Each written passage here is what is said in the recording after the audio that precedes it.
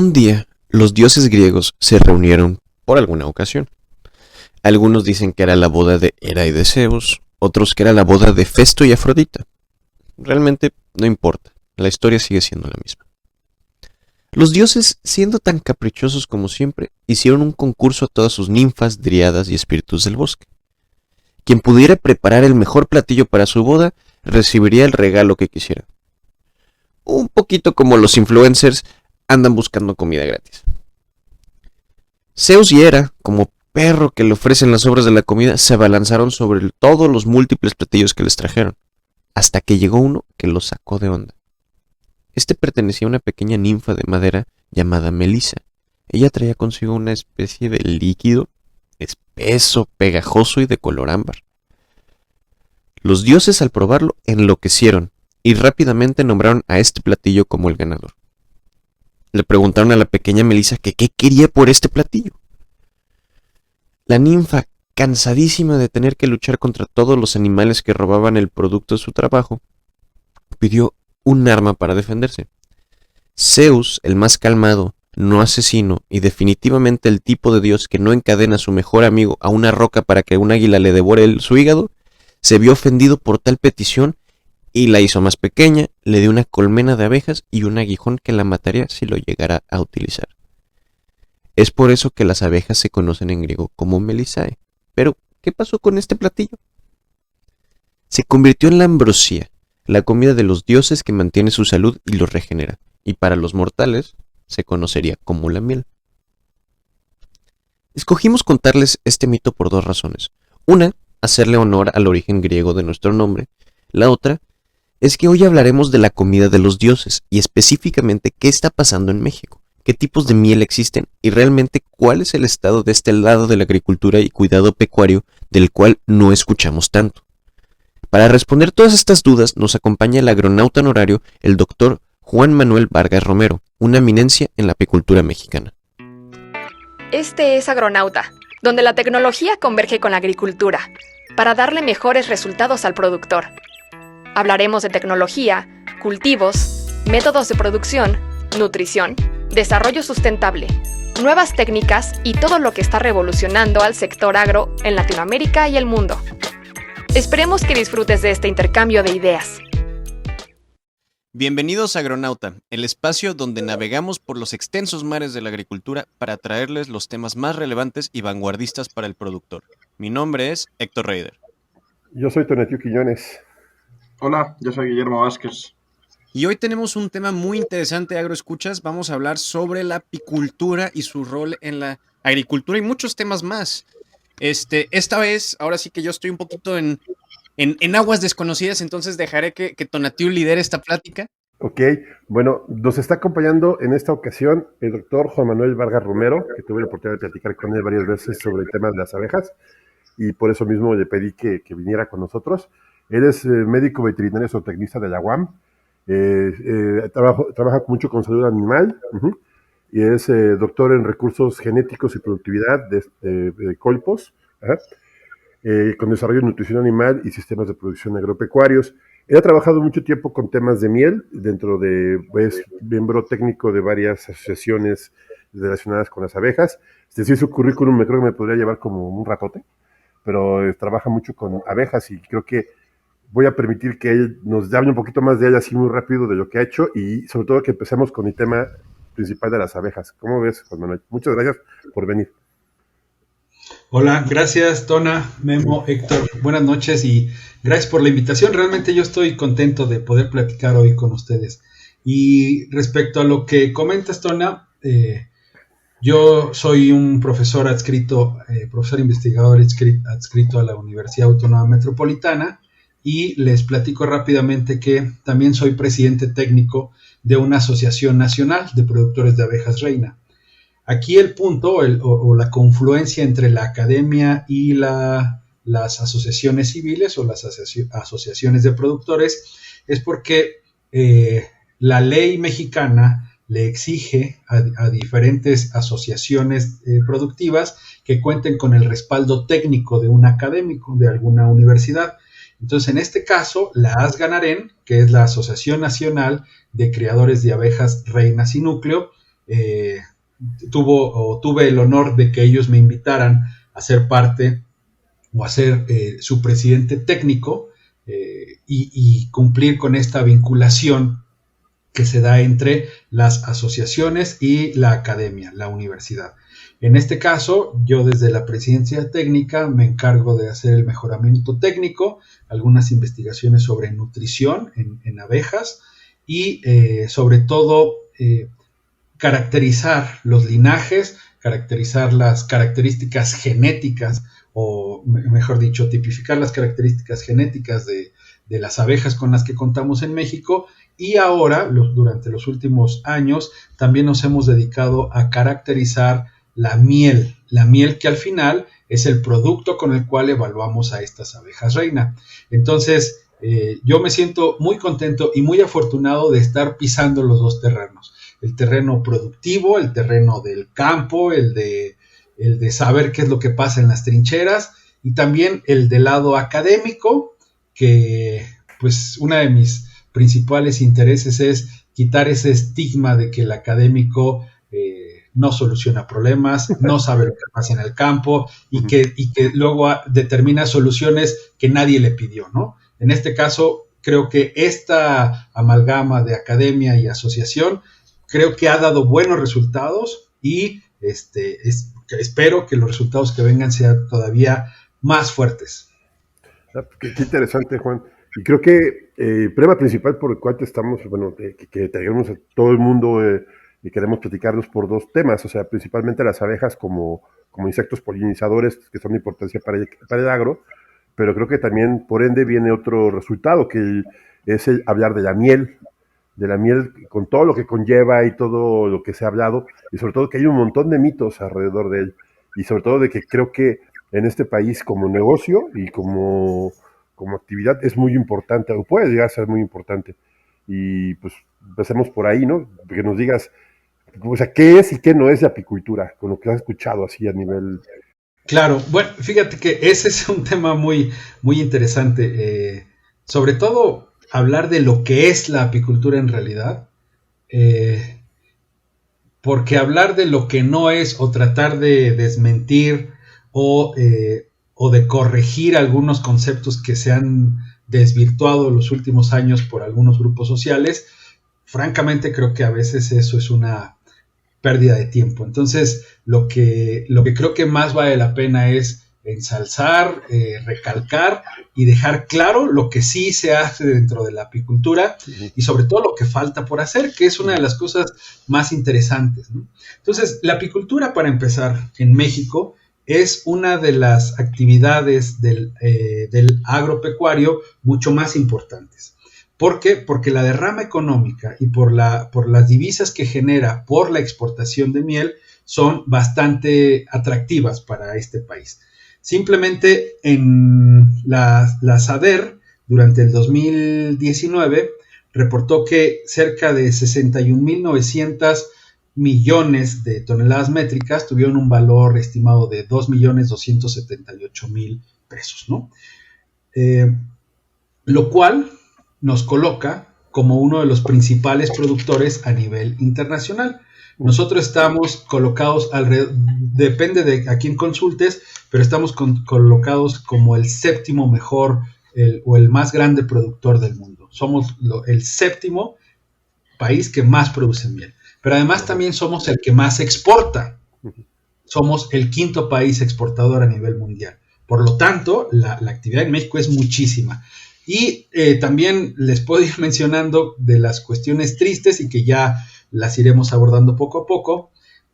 Siendo México de los principales países productores, de los principales exportadores, desgraciadamente México no es de los mejores países en el consumo de miel. Encabezamos la lista en la producción, en la exportación, pero estamos muy rezagados en el consumo de miel per cápita, ¿no? Entonces, por ahí hay un tema pendiente, por ahí hay una actividad que nosotros tenemos que empezar a modificar dentro de las actividades de la apicultura. En México, por lo menos reconocidos de manera oficial, son cerca de 45,000 apicultores, ¿no? entre ellos tienen cerca de 2 millones de colmenas, hablando a grosso modo. Por lo tanto, es una actividad que si bien no es de gran volumen, porque no son millones los apicultores, son relativamente pocos, pero sí los servicios que brinda la apicultura, sobre todo los servicios ambientales, acerca de la polinización, de la conservación de los recursos naturales, del aprovechamiento de los recursos nativos, bueno, ese valor o ese servicio creo que es muy importante.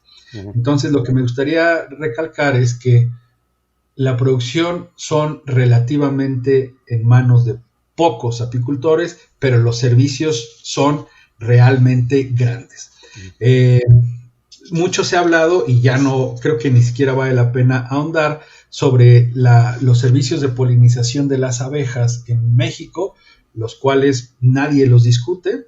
La importancia de las abejas respecto a la polinización de alimentos que nosotros regularmente consumimos es trascendental y la apicultura se ha visto frenada o se ha visto perjudicada un poco por la utilización de los agroquímicos y en este caso sí me gustaría comentar que tampoco se trata de estigmatizar, es decir, el hecho de los agroquímicos, el hecho de utilizarlos no es en sí una cuestión negativa, ni mucho menos. Estamos hablando más bien de un mal uso. Estamos hablando del abuso en este tipo de productos, que son los que a la larga ocasionan problemas en la colmena. Los agroquímicos sí ocasionan daños en la desaparición de las colmenas, en la muerte de las abejas, en la contaminación de las mieles. Sí es un problema serio, sí es algo que debemos de atender, pero no es nada que no sepamos por dónde atacarlo. Yo creo que si los agricultores y las autoridades se ponen a trabajar en eso, se pueden lograr consensos muy fácilmente. Y pues bueno, la última parte que me gustaría comentarles es que a donde tendríamos que llegar dentro de la apicultura en este país es a la diferenciación de mieles. Okay. El otro gran problema es que los mercados, sobre todo el europeo, que consume las mieles mexicanas, consumen la miel mexicana como una sola. No hay mieles mexicanas, es una sola. Y resulta que México, aparte de que somos de los mejores productores en cantidad, también lo somos en calidad. ¿Por qué? Porque tenemos muchísimas ecorregiones muy diversas, con diferentes recursos naturales que le proveen a la miel características organolépticas, nutracéuticas, es decir, curativas o medicinales, como le queramos llamar, y que depende de qué región, en qué región se produzca, en qué época del año y con qué tipo de abejas se produzca, vamos a tener diferentes características de la miel, no solo en color, no solo en aroma, no solo en sabor, sino en las propiedades terapéuticas o nutracéuticas. La miel tiene muchísimos compuestos bioactivos, que ahorita podemos platicar de ellos si gustan, que nos pueden proveer de diferentes beneficios a la salud. ¿Cuál es el problema? Y ese es a lo que me refiero, que tenemos que saber a dónde vamos. Puede haber una miel que sea más apta para curar o para prevenir enfermedades respiratorias. Puede haber otra miel que sea apta para enfermedades digestivas. Puede haber otra miel que sea más apta para desinflamar, que puede tener antiinflamatorios. ¿Cuál es la miel que consumimos? No lo sé, no lo sabemos porque nadie nos lo garantiza. Entonces estamos en dos problemas. Uno, que comemos una miel o tomamos una miel que ni siquiera sabemos de dónde viene. No sabemos si es de un clima tropical, de un clima templado, si fue cosechada el año pasado, si fue cosechada hace unos meses, eso no lo sabemos. No sabemos de qué árboles fue extraída o de qué flores fue alimentada o nutrida esa miel. Tampoco lo sabemos. Entonces, el productor no se esfuerza por garantizar un origen de esa miel. El consumidor no se esfuerza por exigir un certificado o una garantía de dónde proviene esa miel, y la academia no se esfuerza por divulgar, por difundir la información con las propiedades terapéuticas de esa miel. Hay muchas investigaciones, hay muchos trabajos, o relativamente muchos, pero se quedan en el escritorio. Ujú. La miel del estado que ustedes me digan, pues puede tener ciertas características muy exclusivas, pero si no lo conocemos, de nada sirve. Si el productor no lo sabe, de nada sirve. A lo que vamos es a eso, a que el productor nos garantice que su miel tiene ciertas características organolépticas, ciertas características de origen, que la academia nos garantice que tiene esas propiedades físico-químicas que nos retribuyen a la salud en X características, y eventualmente alguna autoridad que regule, o los propios apicultores que se autorregulen, que autogestionen la calidad de estas mieles. Hacia allá es a donde vamos. La parte productiva, la parte de organización, yo creo que tiene algunos detalles, por supuesto, pero desde mi humilde punto de vista creo que eso ya está salvado. Creo que eso ya más o menos funciona.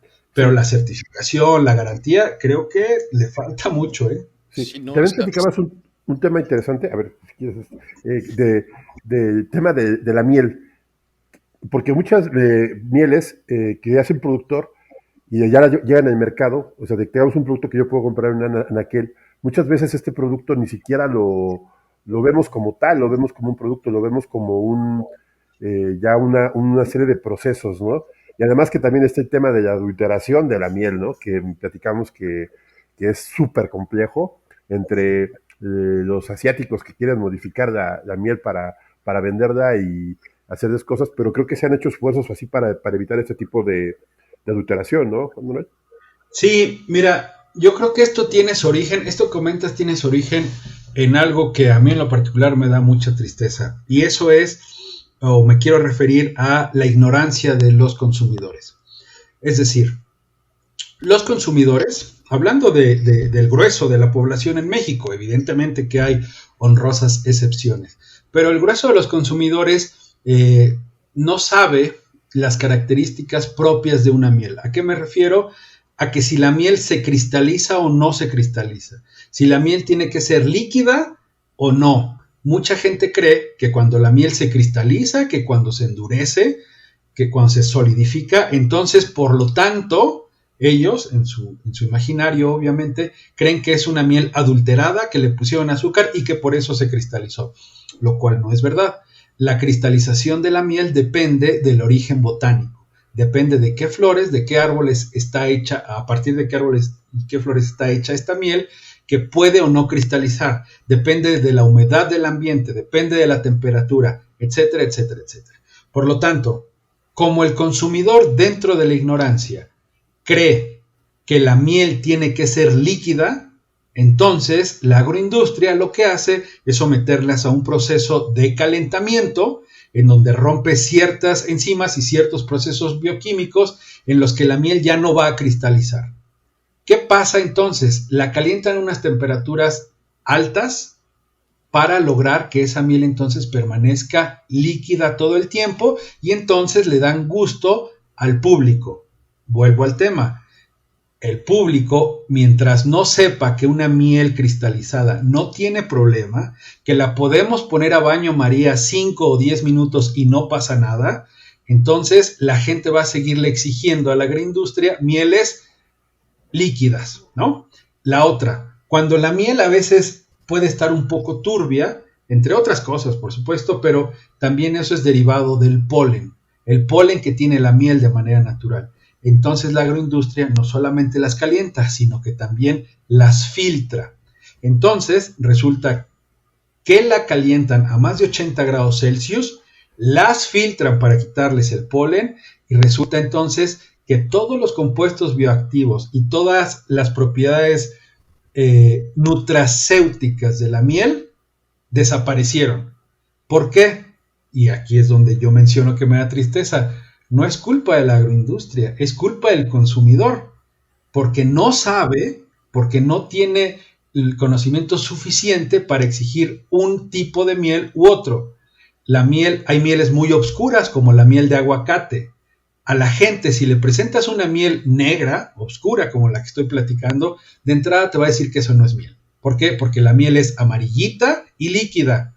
Totalmente falso. El espectro de los colores en la miel es tan amplio que lo único que tenemos que hacer, vuelvo al punto, es garantizar el origen.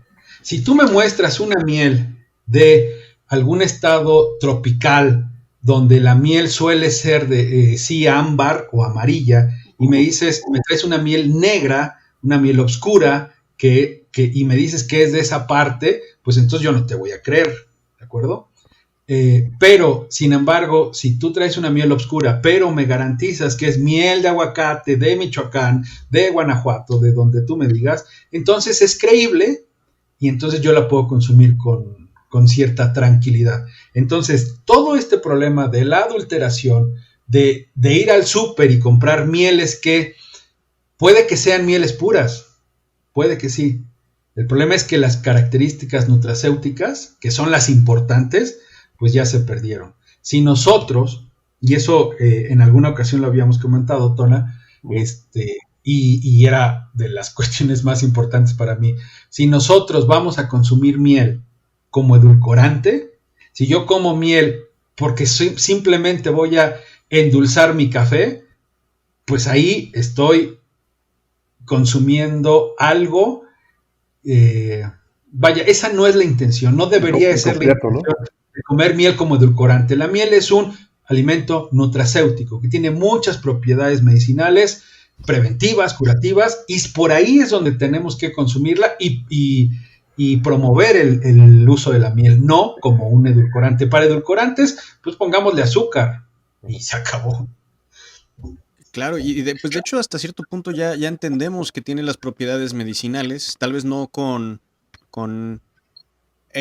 a tanto detalle como el que estás mencionando, porque estamos muy acostumbrados que el propóleo para la gripa, ¿no? O que la miel con limón porque nos sentimos mal de la garganta.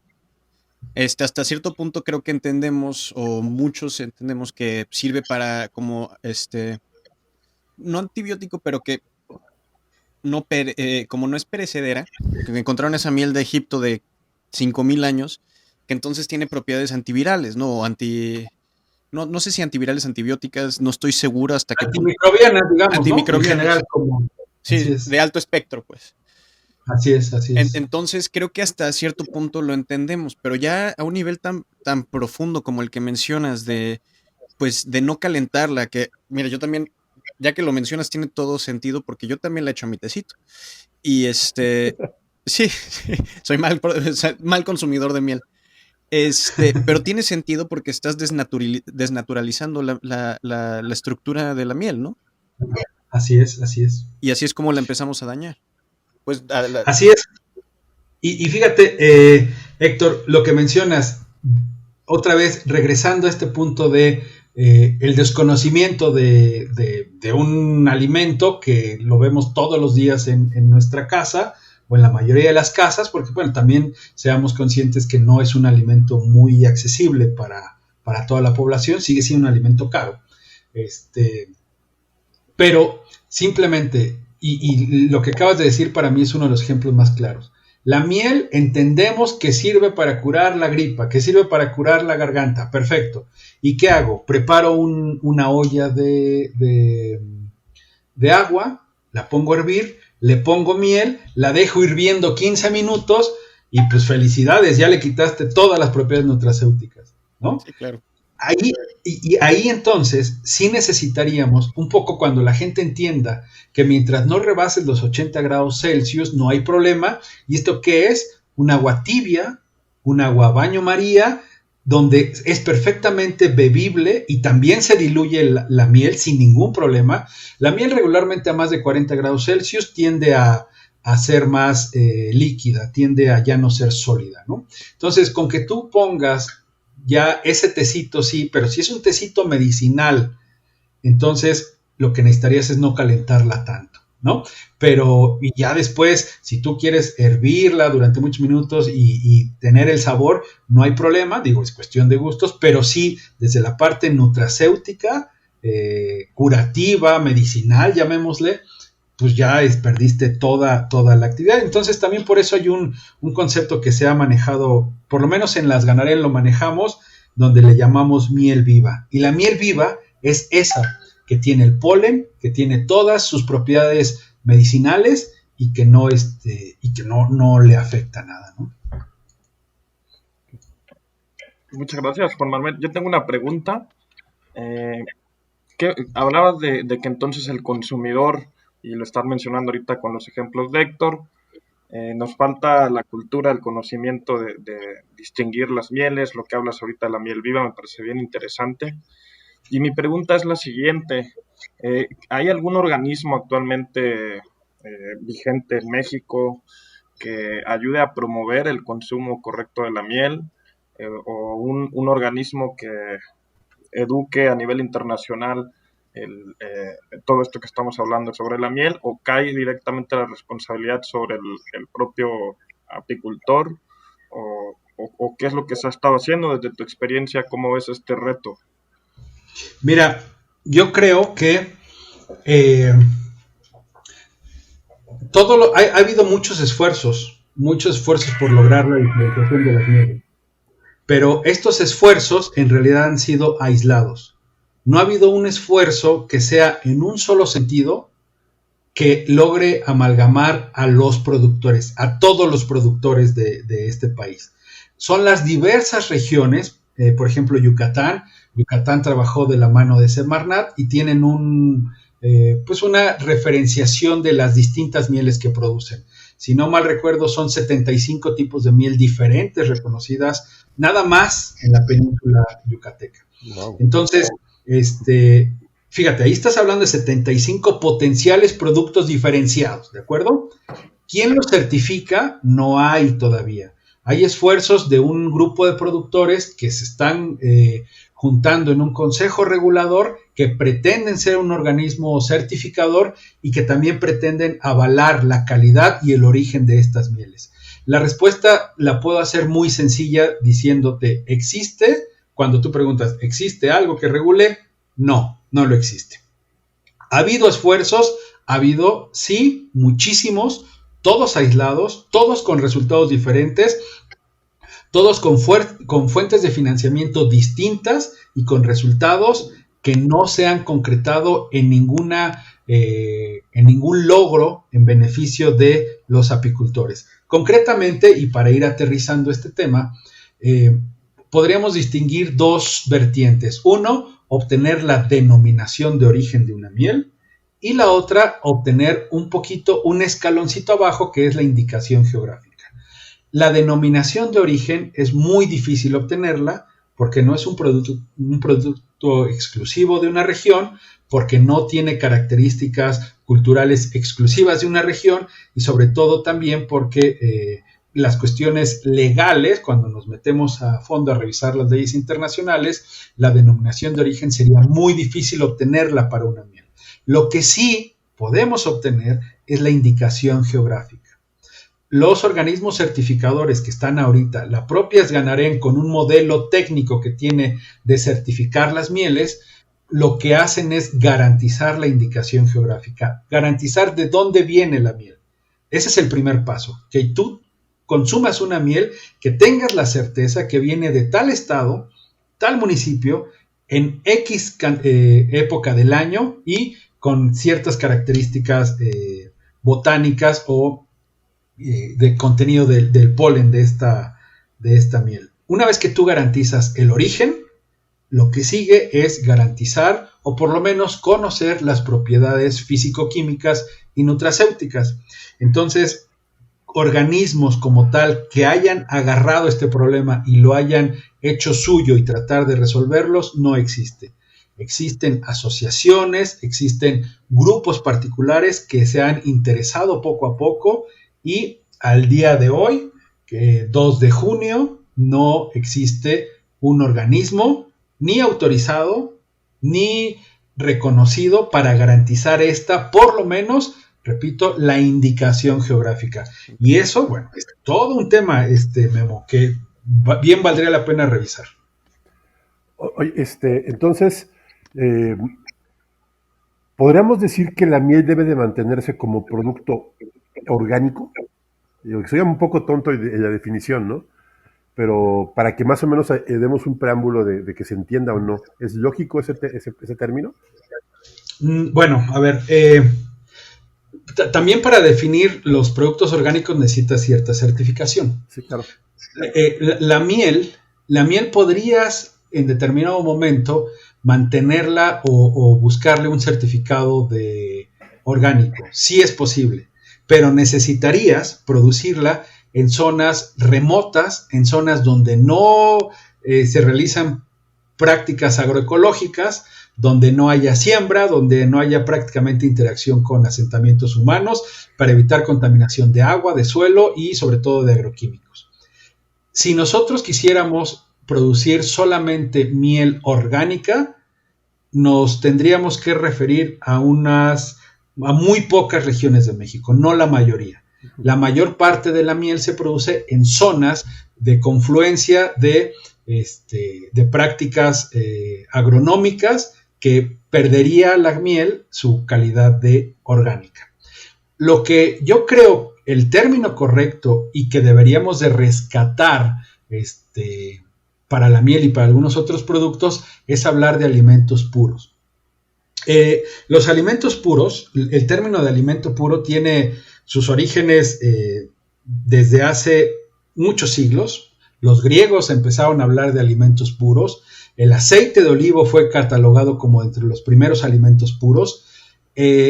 Y cuando uno ve la historia, revisa la historia y ve cómo el término de alimentos puros ha ido modificándose poco a poco, pero cuando nos vamos a los orígenes y sobre todo etimológicos, vemos que en los primeros alimentos puros en ser reconocidos por el ser humano fueron 3: el aceite de olivo, la leche y la miel. ¿Qué es lo que le da a estos alimentos el origen o el ser considerado como un alimento puro? Un alimento puro es aquel que no tiene que ser procesado en gran medida para ser consumido y entonces conservar sus propiedades físico-químicas originales, tal y como fue extraído. La leche, evidentemente la leche que actualmente solo la pasteurizamos, pero en la antigüedad la leche se bebía directamente de los animales, ¿no? Entonces no lo procesaban. El aceite de olivo no era más que machacar, más que obtener el aceite de los frutos, en donde se separaba la pulpa del aceite y entonces el aceite que se consumía es un alimento puro. Y en el caso de la miel, pues lo mismo, era un alimento o es un alimento que se extraía directamente de las colmenas y se alimentaba a los humanos.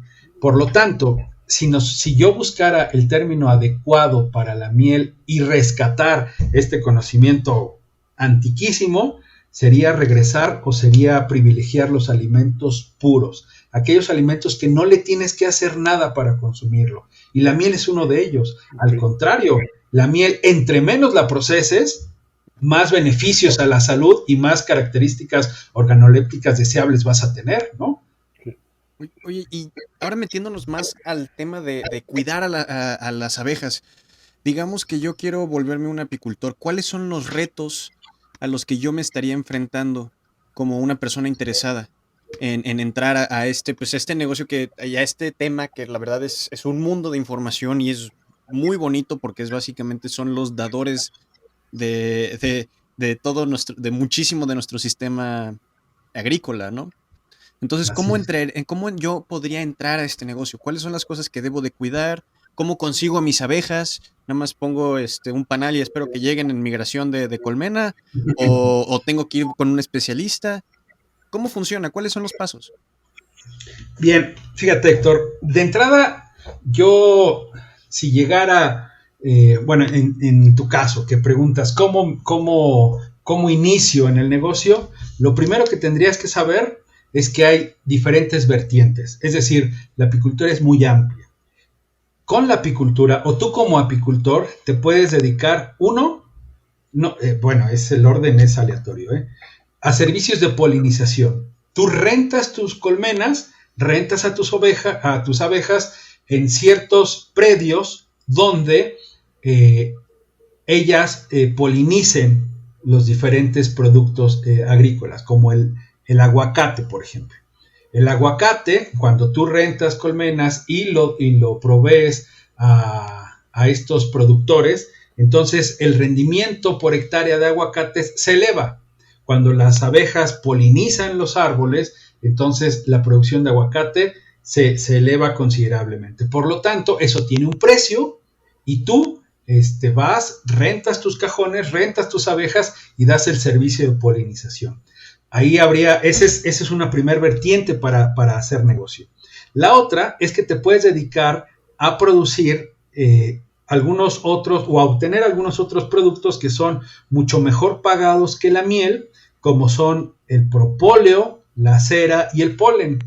Se producen en menor medida, pero tienen un mercado de mucho valor, de mucho más valor monetario respecto a la miel. Esa es una segunda vertiente. La tercera vertiente es que te dediques exclusivamente a producir miel. Y la cuarta, que desde mi perspectiva es la más lucrativa de todas las que estamos hablando, es la producción de abejas reina. Este país necesita el éxito de una colonia, la fortaleza, la resistencia a las enfermedades, la capacidad para juntar néctar y convertirlo en miel, la capacidad de crecer rápidamente depende de un individuo, que es la reina. Esta abeja reina, dependiendo del linaje o la raza, vamos a llamarle, es que crecerá más o menos rápido. Es que tenderá a producir más polen, o a colectar más polen, más propóleo, más miel. No todas las abejas reinas son iguales. Los linajes, las razas que manejamos de abejas reinas son amplias, son muchas, y que dependiendo de la abeja que nosotros seleccionemos, es el producto que vamos a obtener mayoritariamente. Insisto, cera, propóleo, polen o miel. Entonces, este mercado es tan amplio porque además técnicamente la reina se debería de cambiar 2 veces al año. A veces los productores solamente cambian su abeja reina una vez al año, a veces nunca la cambian, ¿de acuerdo? Sino que dejan que las propias abejas hagan sus propios reemplazos, lo cual biológicamente no está mal, pero sí genéticamente no estás haciendo ningún mejoramiento cuando dejas que las abejas solitas fabriquen, entre comillas, sus propias abejas reina. Si tú quieres una producción buena, necesitas abejas seleccionadas y mejoradas genéticamente. Para eso, la misma autoridad, la SADER, publica un listado sobre aquellos criadores de abejas reina que están certificados. Estos criadores certificados es porque cumplen con una normativa sanitaria, de genética y de selección genética que te permite contar con abejas de calidad, ¿de acuerdo? Entonces, una vez que tú definiste a qué te quieres dedicar, entonces lo siguiente sería encontrar los mercados. Y el mercado que yo veo con mayor posibilidades de crecimiento en los próximos años es a la venta de mieles diferenciadas, que era de lo que hablábamos hace un ratito. Miren, por ejemplo, ¿qué tan importante es lo de la miel diferenciada? En Turquía hay una miel que se llama miel Elvish, que está cotizada en 5,000 euros el kilogramo. ¿Por qué tiene este precio bestial? Porque se obtiene de una gruta que está a 2 kilómetros de profundidad en una ciudad que se llama Artvin, si es que la estoy pronunciando bien. Entonces, esta gruta tiene ciertas características minerales, ciertas características agroecológicas que le dan a esa miel algunas características organolépticas que a la gente le gusta, y le gusta tanto que están pagando 5,000 euros el kilogramo. Hay otra miel, la Life Mel Honey de Israel, que se cotiza en 420 euros. ¿Por qué? Porque está hecha a partir de plantas como ginseng, como unas equináceas, ¿de acuerdo? Y algunas otras hierbas que combinadas le dan cierta particularidad en el aroma. 420 euros el kilogramo. Y fíjense, una de las que en México conocemos más y que la vangloriamos, como es la miel de Manuka de Nueva Zelanda, pues esa se cotiza en 100 euros. Es de estas, de las mieles de élite, es la más barata. ¿Cuál es la diferencia? Y lo digo con conocimiento de causa, sin temor a equivocarme, que ninguna de estas mieles tiene algo que no tenga alguna de nuestras mieles mexicanas. Claro. Las mieles mexicanas, sobre todo aquellas que, si nosotros buscamos de las propiedades de los productos curativos de las mieles, como son los ácidos fenólicos, los flavonoides, los terpenoides, por ejemplo, la miel de manuka tiene gran cantidad de estos compuestos bioactivos, por eso es que es tan buena en temas nutracéuticos. Yo les puedo adelantar que de las investigaciones que estamos haciendo en la asociación, con el Colegio de Posgraduados y con la Universidad Nacional Autónoma de México, específicamente con el Instituto de Química, hemos descubierto que muchos de estos compuestos bioactivos se encuentran en las mieles mexicanas, por ejemplo en la de aguacate. La miel de aguacate tiene unos compuestos bioactivos impresionantemente ricos que ustedes no, o que nosotros no nos pudiéramos haber imaginado. La miel de aguacate, evidentemente, no es una de las más ricas, pero sí una de las con mejores características nutracéuticas. Y, insisto, sin miedo a equivocarme, muchas de estas mieles que se cotizan en muchísimos euros, las mieles mexicanas de ciertas regiones y de ciertas épocas del año no le piden nada a estas mieles. ¿Cuál es la única desventaja, el único problema? Que no las hemos sabido vender, que no las hemos sabido caracterizar y que los propios productores no han llegado a ese nivel donde digan, mi miel, por ejemplo, en las Ganarén se produce entre varios de los productores miel del volcán de Colima, por ejemplo. Esa miel, lo que hemos detectado es que tiene una cantidad de minerales riquísima. ¿Quién la valora? Nadie. ¿Quién la paga? Nadie. Esta miel que les digo de Turquía de 5,000 euros el kilogramo es porque le han detectado más de 25 minerales. Honestamente, yo creo que la miel del volcán de Colima, del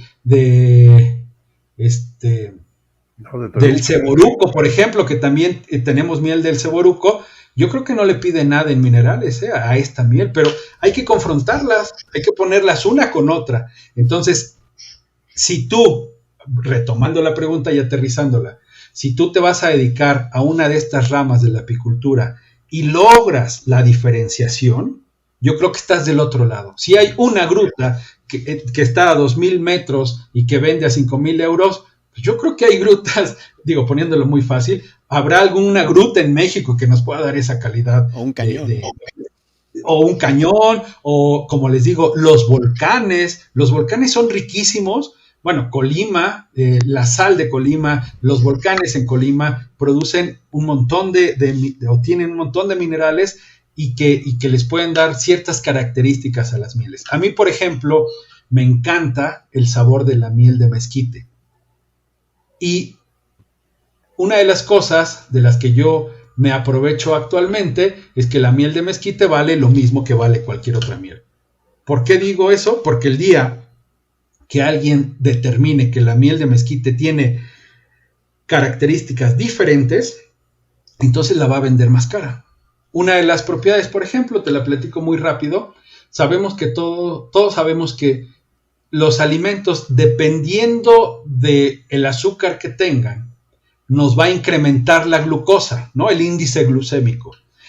El azúcar como tal tiene un índice glucémico de 85, de las más altas, ¿no? Si nosotros tomáramos una cucharada de glucosa 100%, el índice glucémico es de 100. El azúcar tiene un índice glucémico de 85. Hay mieles con índice glucémico de 85 o hasta de 90. Pero, por ejemplo, la miel de mezquite resulta que tiene un índice glucémico de 70. Por lo tanto, la miel de mezquite podemos consumirla, es muy rica, a mí me encanta, repito, y tu índice glucémico no se va a disparar como con otras. Eso, cuando vayamos poniendo cuando vayamos poniendo por escrito todas esas cosas, entonces podremos vender alimentos caros, mieles diferenciadas, y creo que por ahí es donde yo le recomendaría a la gente que se piensa iniciar, que vea el objetivo final, que es la diferenciación de sus productos. Y es un mercado que está creciendo exponencialmente, porque yo he visto miel de castaño, he visto miel de naranjo, de limón, Actualmente aquí en Baja California ya empiezo a encontrar miel de romero, miel de lavanda, que crecen mucho esas plantas. También estoy viendo miel de frambuesa y de zarzamora. O sea, es algo que tal vez no desde el punto de vista médico y como lo mencionas, pero sí como alimento de especialidad por el perfil gastronómico, porque he probado la de castaño, es demasiado fuerte el sabor para mí, la verdad es que no me gustó, mientras que probé la de naranja y era un sabor completamente distinto, era una miel ligera, el color era un amarillo pálido. La de frambuesa, por ejemplo, es casi blanca, ¿no? Entonces son estos perfiles de colores, de sabor que hacen que sean sumamente atractivas. Así es, ahí es donde hay una oportunidad muy amplia en la oferta gastronómica. Creo que, y por eso es que también esto es multidisciplinario. Los cocineros, los licenciados en gastronomía, desde ahí pueden empezar a entender que pueden tener diferentes platillos con diferentes tipos de miel. Nosotros en la asociación como un negocio paralelo también se produce cerveza e hidromiel. Y la cerveza y la hidromiel, dependiendo del origen de la miel, te da una fermentación y un sabor totalmente diferente. Y vuelvo al punto. Ahorita, con las cervezas artesanales, y eso, ojo, para que caiga en terreno fértil de alguien, la cerveza artesanal tiene un mercado acaparado, me queda claro. Pocas, por no decir que ninguna, hace cerveza a partir de miel. Bueno, imagina que vendamos o que la gente empiece a conocer cerveza artesanal derivada de diferentes mieles. La miel de naranjo va a dar una cerveza con tonos muy diferentes a la miel de mezquite o a la miel de aguacate. Entonces, si ya nos vamos, y concuerdo contigo totalmente, no necesariamente tenemos que aterrizarlo en cuestiones clínicas, médicas o bioquímicas. Simplemente el degustar una miel de grano grueso, una miel de grano delgado, una miel de color ámbar o de color amarillo, nos va a dar sensaciones totalmente diferentes. Nosotros también realizamos catas para diferentes sectores sociales. Y cuando repartimos la miel y les entregamos 6 u 8 colores diferentes, la gente de entrada se sorprende porque dicen, wow, la miel puede tener colores distintos, efectivamente. Y sabe distinto y tienen granos diferentes, cristalizaciones diferentes. No necesitamos y no es obligatorio llegar a una descripción bioquímica, me queda clarísimo. Con el simple hecho que degustemos las diferentes mieles, creo que con eso damos un paso adelante, ¿no? Y saber que no debemos calentarlas, ni filtrarlas, ni nada. A menos que la fermentemos. Exacto. Oigan, y a mí me gustaría agregar o preguntarle aquí al doctor Juan Manuel. Fíjate que hace poco, en el año pasado, cuando empezó la pandemia, llegó una noticia de que la miel más cara del mundo, ahorita tú decías lo de Turquía, pero Rolls-Royce, la marca esta británica de carros, también en su fábrica de carros allá en Inglaterra tiene colmenas y producen su propia miel. Y cuando tú compras un Rolls-Royce, te regalan un frasco de miel, pues de ellos. Entonces, por eso decía el artículo, no, pues la miel más cara, porque tienes que comprar un Rolls Royce literal para que te den una, ¿no? No sé si tú hayas escuchado de esto o alguien de mis amigos, compañeros del podcast hayan escuchado, pero a mí me pareció súper peculiar, ¿no? Y cómo es que un producto del que estamos hablando, entra en el mercado y lo que tú hablas de cómo diferenciarte, hacer una miel de especialidad, y este me pareció un ejemplo muy, muy interesante. Pues lo que estás planteando, Memo, está muy interesante porque imagínate que se crean mieles ya sea de región y de marca, que por ejemplo como los vinos, ¿no? O como algunas claro. Sí, el restaurante tiene su miel específica, pero imagínate que llegamos al caso de que una marca tiene su propia miel y que tiene un sabor específico y todo esto sería genial, ¿no? Y puede ser cierto, ¿no? No, pues como productores, ¿no? Perdón, ahí como productor agrícola, yo tengo la posibilidad de crear mi propia marca de miel especializada. Si yo soy un productor que tengo pepinos o temporales, puedo sacar cuando estoy produciendo pepinos, miel de pepino. o miel Sí. de X o Y, o sea, depende de lo que esté produciendo. Y yo creo que ahí es un tema importante que no hemos abordado, es cómo podemos combinar la producción, la apicultura con la producción agrícola, de una manera que sean, que trabajen en conjunto, ¿no? Que no sea un peligro para la abeja estar constantemente en un campo agrícola y las posibilidades que existen. Pues justamente por ese lado, en combinar estos ciclos agrícolas con la producción apícola. Es decir, si nosotros podemos empatar los calendarios de las diferentes regiones, podemos obtener esta miel diferenciada y sobre todo caracterizada. ¿A qué me refiero? Y voy a ponerte otro ejemplo. En algunas regiones, por ejemplo Aguascalientes, hay algunas plantas, algunas flores que emergen con las primeras lluvias. Después, con el continuar de estas lluvias, emergen otro tipo de flores. Cuando cosechamos al final de la época de lluvias la miel, entonces en realidad estamos obteniendo miel de 2 o de 3 flores diferentes.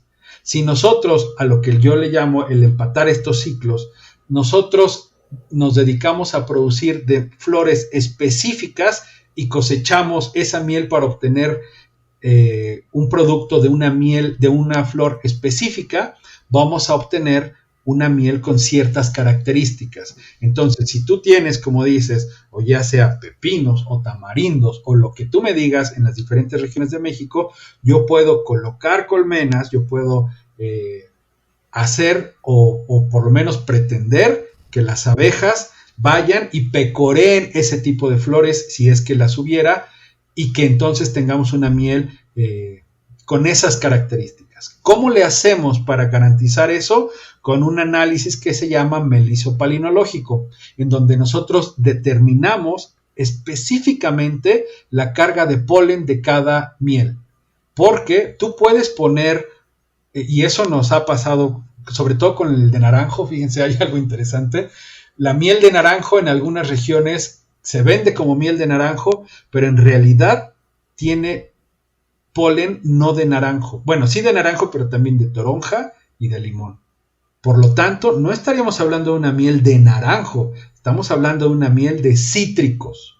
Entonces, yo puedo colocar a las abejas en un ciclo agrícola específico, pero todavía me falta corroborar que efectivamente prefirieron esas flores, porque no necesariamente pueden tener la preferencia de esas flores, ¿no? Entonces, por supuesto que cada quien, y de acuerdo a lo que nos comentaba Memo, claro que una empresa de autos con todas las características cuidadas puede tener su propia miel, seguro. Cualquier productor, cualquier municipio puede tener su propia miel, es un hecho. Es tan cierto y es tan fuerte esto que por eso precisamente la alianza de la asociación con el Instituto de Química, en donde determinamos la huella metabolómica. ¿Qué es la huella metabolómica? Donde vemos todos los metabolitos que conforman a la miel en diferentes etapas y que integran como si fuera una huella dactilar. Si nosotros determinamos la huella metabolómica de cada tipo de miel, la hacemos absolutamente infalsificable. Ahí nadie podría falsificarla, ni los chinos, ni nadie. Uno de los retos que tiene la asociación es determinar la huella metabolómica de todas las mieles para que sean infalsificables o que no se puedan adulterar.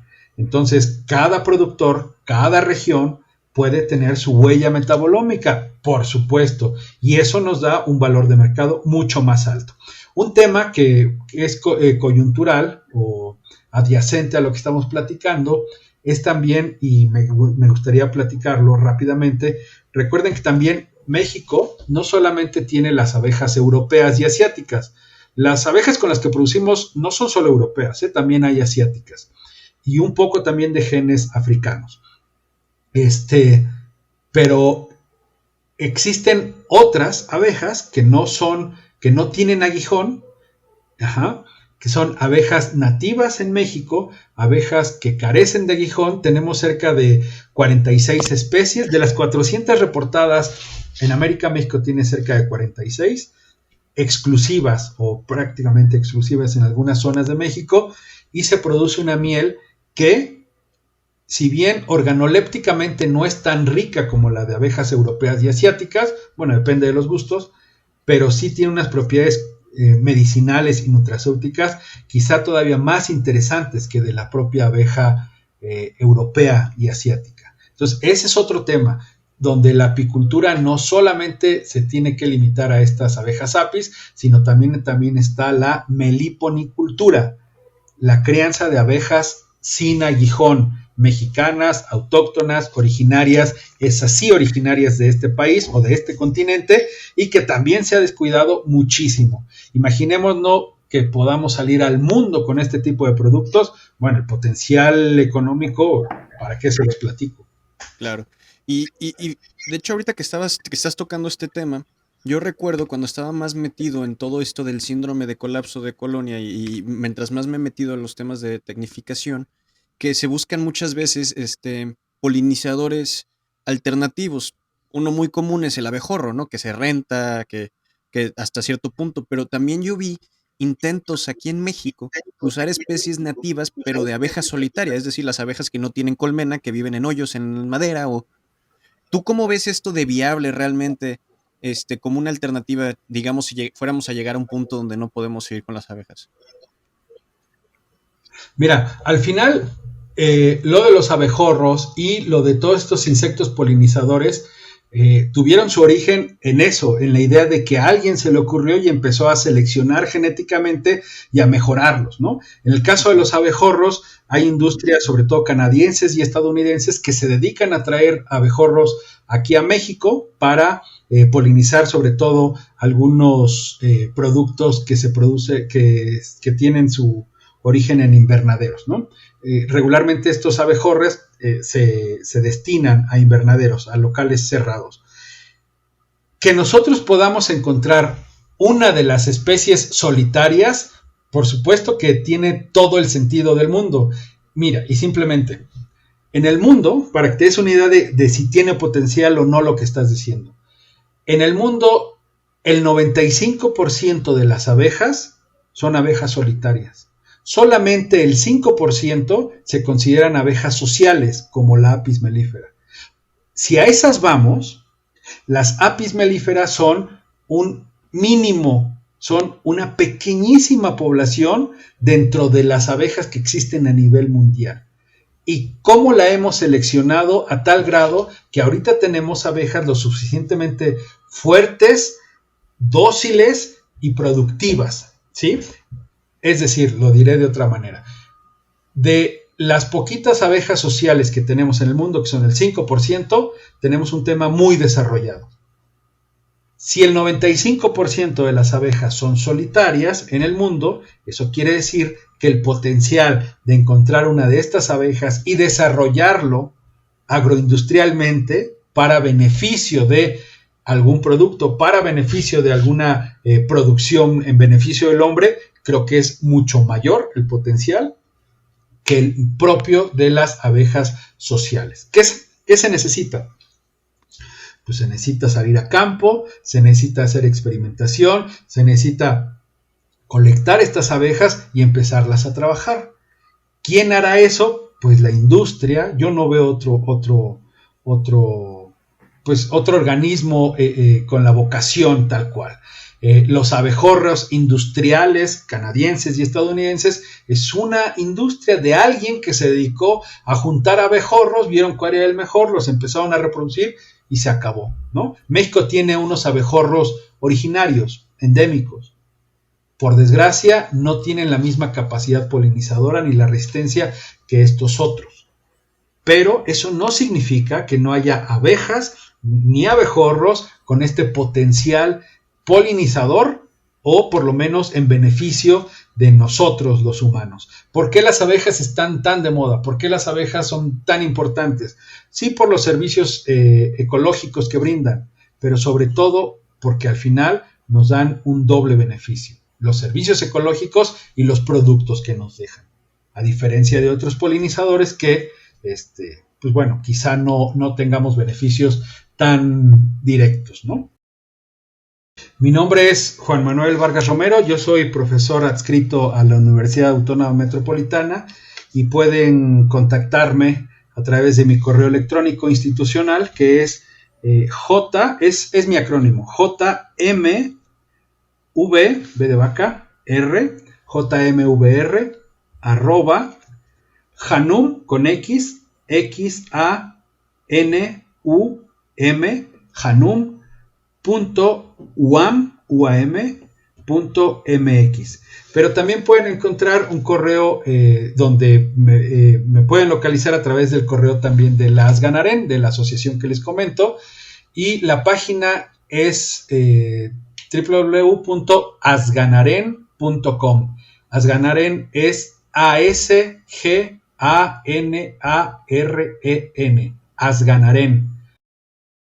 Bueno, la asociación y los encargados de la difusión, la gerencia técnica, a cargo del licenciado en producción animal Lenin Bartolo, nos pueden contactar y él, pues al final tenemos comunicación directa para que cualquier cuestión que ustedes necesiten o que los podamos apoyar, ya sea con la trazabilidad de la miel, con la adquisición de abejas reina, con quererse afiliar a la asociación, pues adelante, siempre serán bienvenidos y ahí podemos brindarles todo el tipo de información que necesiten. Pues muchísimas gracias, Juan Manuel. La verdad, me encantó la entrevista, la interacción que hubo. Muy buenos datos. Yo reconozco que mucho lo que nos compartiste no lo desconocía y por eso te agradezco mucho. No, al contrario. Creo que va a ser muy buena información para todos los agroescuchas y darle, como bien dijo Héctor, ¿no? Difusión a través de este medio, que siempre serás bienvenido aquí a Agronauta cuando gustes.